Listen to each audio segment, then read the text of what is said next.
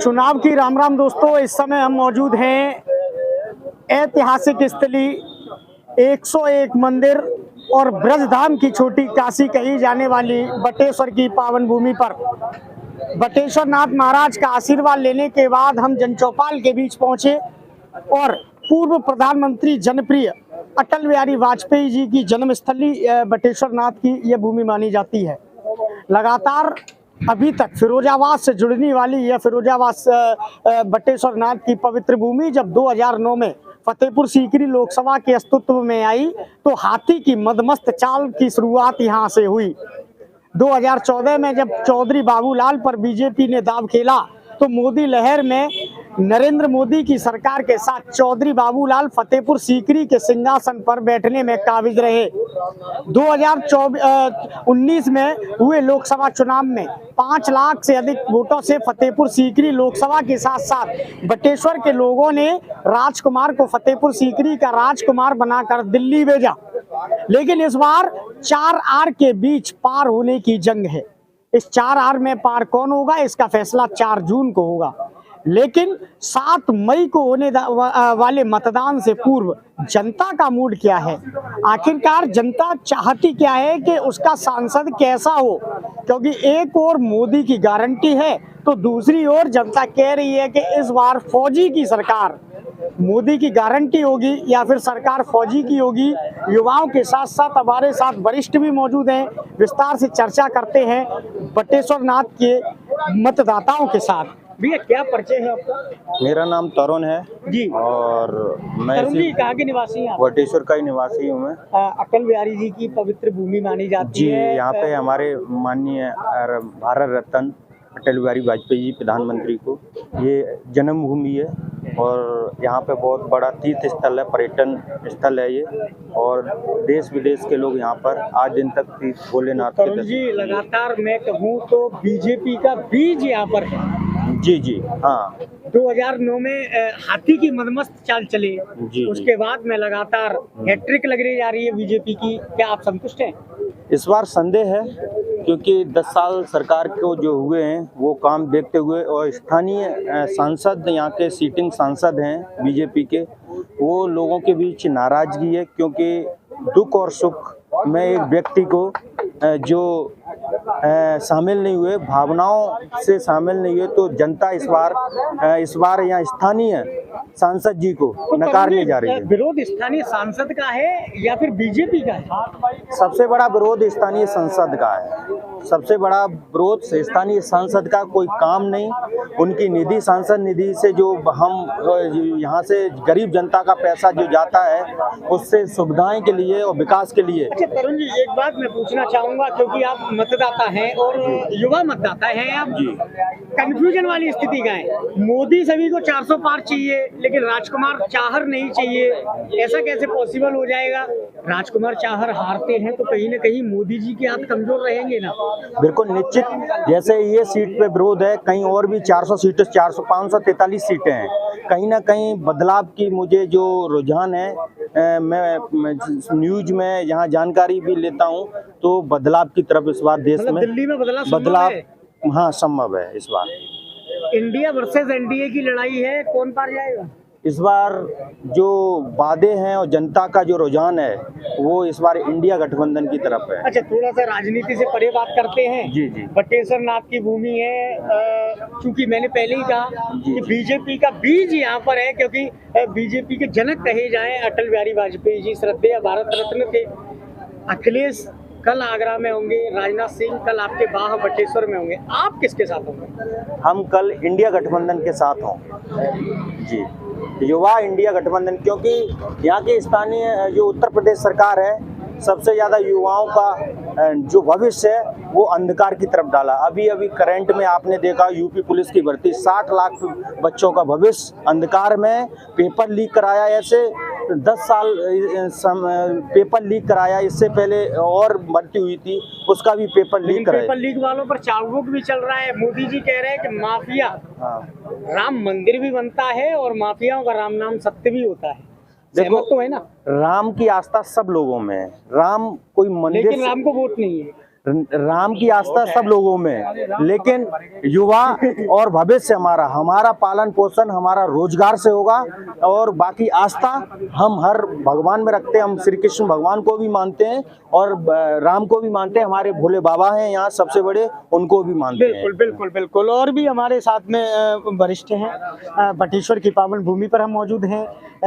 लगातार जैसा कि चुनावी सर्वे चल रहा है, आप सभी ये जानकारी जुटा पा रहे हैं हम कि आखिरकार जनता मोदी जी के 400 पार के नारे को कैसे सार्थक कर पाएगी। क्या परिचय है साहब आपका? मेरा नाम राम लखन है। राम लखन जी, हाँ। आपका तो नाम ही राम से शुरू है, तो राम से ही शुरुआत करते हैं। क्या माना जाए, अयोध्या में रामलला आ गए, अयोध्या में रामलला आ गए।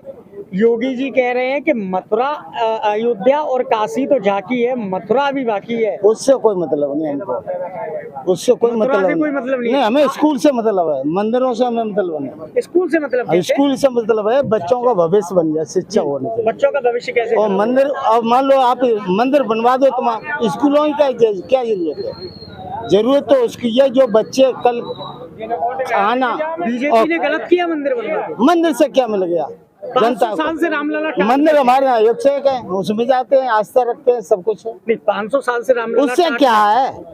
जब यहाँ नहीं संतुष्टि मिली तो वहाँ क्या मिलेगी? यहाँ पे क्या संतुष्टि के लिए बात यहाँ की है? कुछ है ही नहीं। बच्चे पढ़ने को सब परेशान है, सब घूम रहे योगी हैं। सरकार ने 150 करोड़ बटेश्वर नाथ मंदिर के लिए दिए हैं। तो मंदिर में थोड़ी पढ़ेंगे तो स्कूल मंदिर सुनो जी जी जी। यहाँ धार बह रही है, 150 करोड़ रुपये धार बह रही है।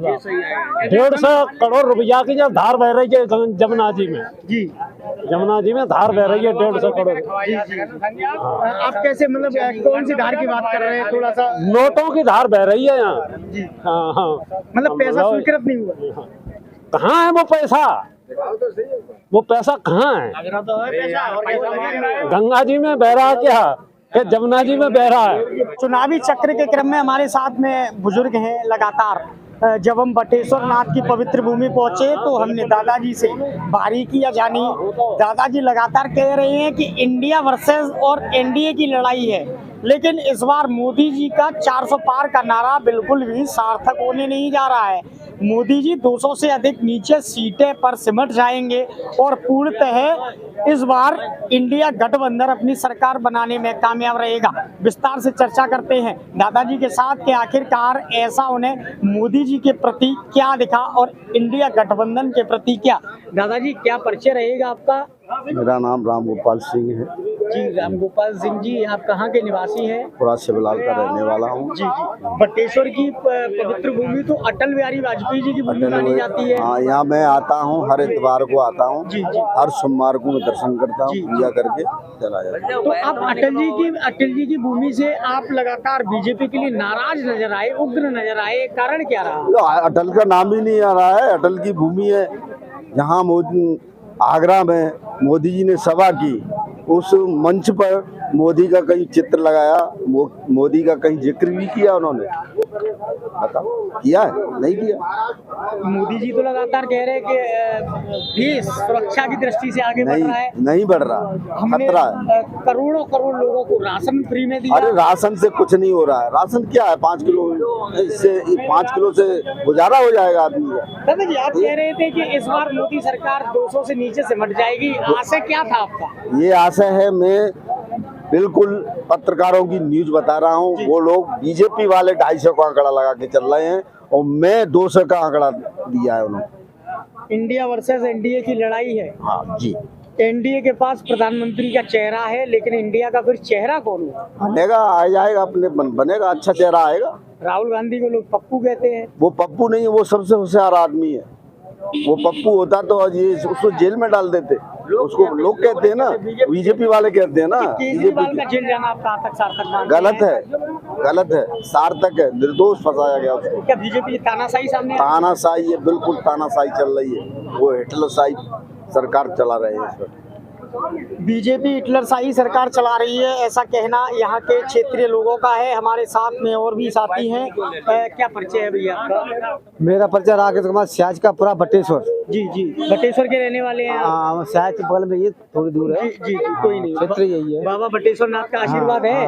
सभी अच्छे हैं? खूब बढ़िया। चुनावी चक्र क्या कहता है? चुनावी चक्र ये कहता है कि हम लोग सब पहले भाजपा के थे। जी जी, इस बार क्यों खफा हो गई? ये तो अटल जी की भूमि है। वो अटल जी की भूमि तो है, इसमें गोदवा लगड़ भग्गे सारे ऐसे कर दिए, इसमें टिकट दे दिए कि जो पब्लिक को देखते ही नहीं। अब टिकट उनको देखना चाहिए ना, जो घर घर में आदमी को देखे, हर क्षेत्र में जाएं। अच्छा, 4R में आप किसे पसंद करेंगे? राजकुमार, रामनाथ, रामेश्वर है और रामनिवास है। ये कांग्रेस के कौन है? वो ये रामनाथ। अच्छा, कांग्रेस के मान लो। जी जी, अब कोई हो, हम नाम तो जानता नहीं है। कांग्रेस के हैं तो उनको ही हमने चुना है, फौजी बाबा। लेकिन अगर आप कांग्रेस को वोट करेंगे तो कहीं ना कहीं मोदी के हाथ कमजोर रहेंगे ना दिल्ली के लिए? नहीं, कमजोर तो रहेंगे। वो जनता तो किस किस को कमजोर कर देगी? जनता को लूटना और भ्रम में डालना कोई मजाक नहीं है। अगर जनता बिगड़ जाती है ना तो शेर को नीचे ले आती है। तब वो अपने आप सोचता है कि मैं शेर था, वो नीचे कैसे आ गया। 26 जनवरी 1949 का वो दिन रहा जब बाबा साहब अम्बेडकर ने संविधान की रचना की और भारत को लोकतंत्र का दर्जा दिया। लोकतंत्र के महापर्व में 7 मई को समूचा आगरा अपना योगदान देगा और अपनी सरकार चुनेगा। जनता की अपनी सरकार क्या रहेगी, इसका फैसला 4 जून को हो पाएगा। लेकिन फिलहाल वर्तमान सांसद प्रत्याशी को लेकर लोगों में आक्रोश है, तो लोगों में उनके प्रति लहर भी देखी जा रही है। कुछ लोग मोदी जी को 400 पार के साथ में कह रहे हैं, तो कुछ लोग मोदी जी के साथ में फतेहपुर सीकरी लोकसभा सीट इंडिया के खाते में जाने की बात कर रहे हैं। 4 जून को स्पष्ट हो पाएगा कि आगरा में फतेहपुर सीकरी लोकसभा का राजकुमार कौन रहेगा। अपने साथी के साथ शेखर पंडित, आगरा।